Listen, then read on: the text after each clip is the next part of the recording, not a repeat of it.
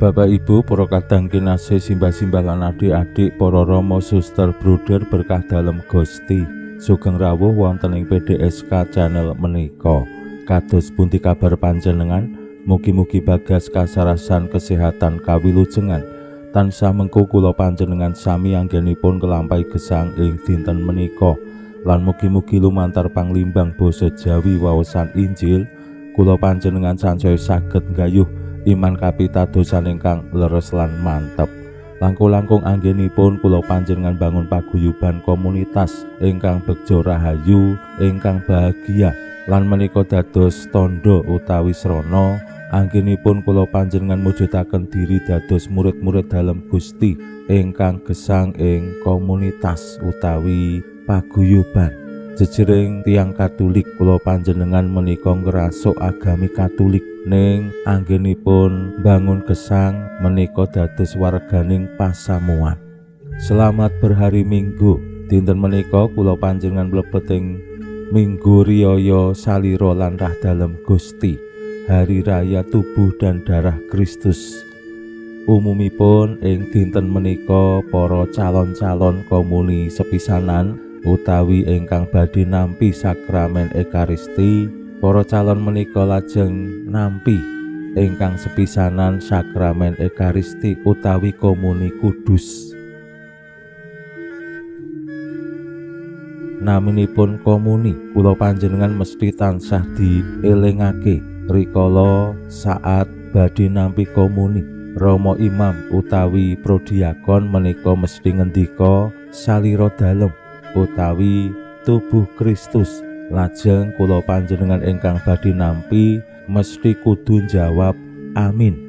Menika boten namung syarat kangge nampi komuni, ning nggih pralambang awake dhewe wonten ing Gusti Yesus Kristus menika dados salira dalem, dados tubuh Kristus, lan Gusti Yesus piyambak ingkang dados mustakanipun menjadi kepala.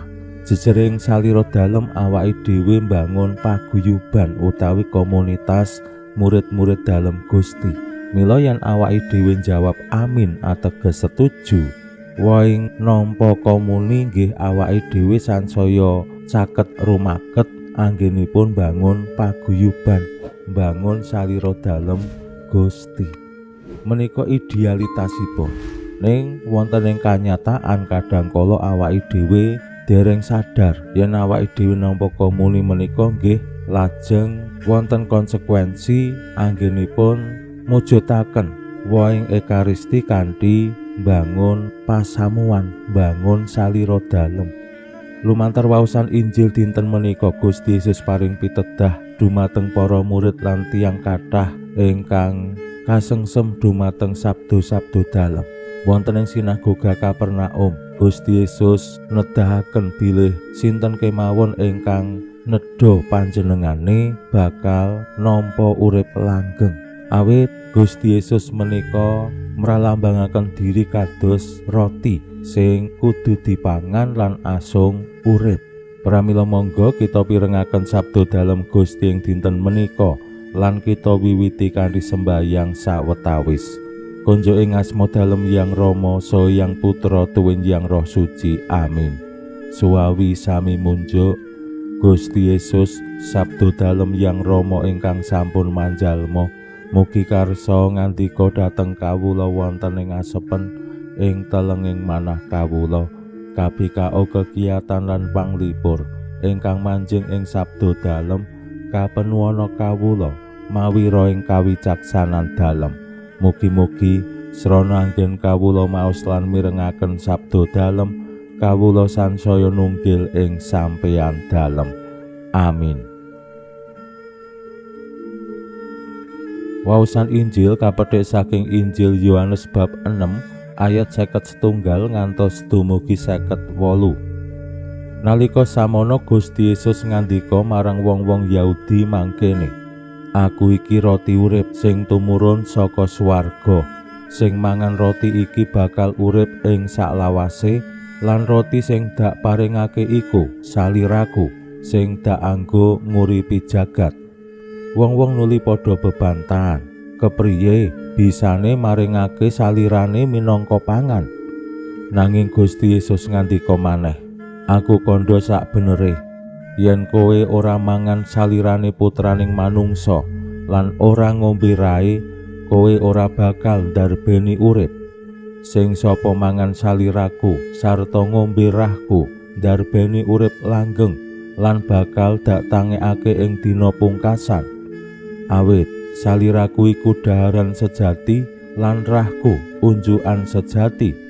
Sing sapa mangan saliraku lan ngombe rahku manunggal ing aku lan aku manunggal ing wong mau. Kaya dene aku sing diutus dening Yang Rama kang gesang uripku dening Yang Rama, samono uga wong sing mangan aku ya bakal urip dening aku.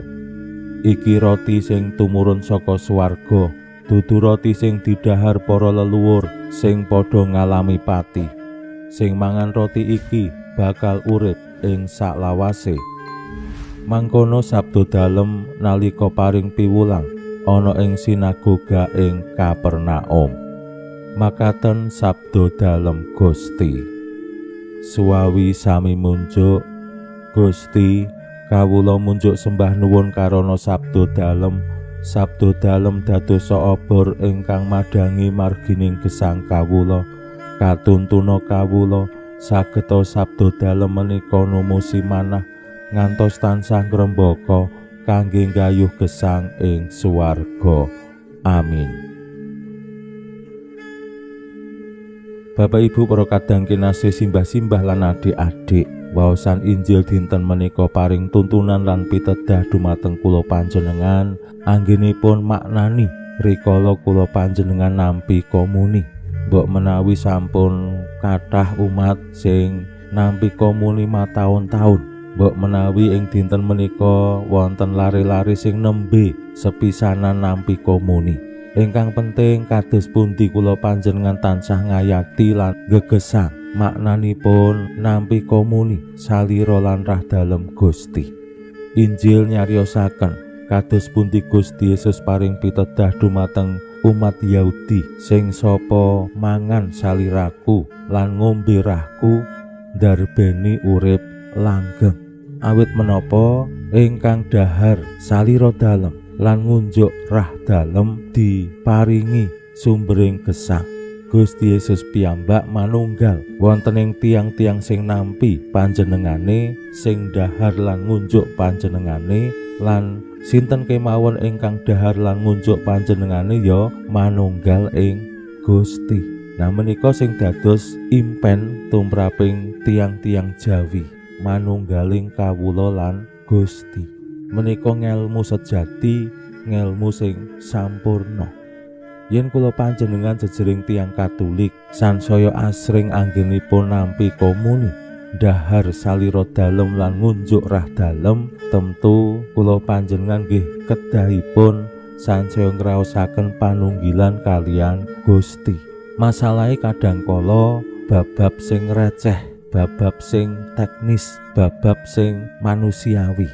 Umpaminipun, lah kitab suci utawi Injil nyariosaken bilih kedah dhahar salira dalem lan ngunjuk rah dalem.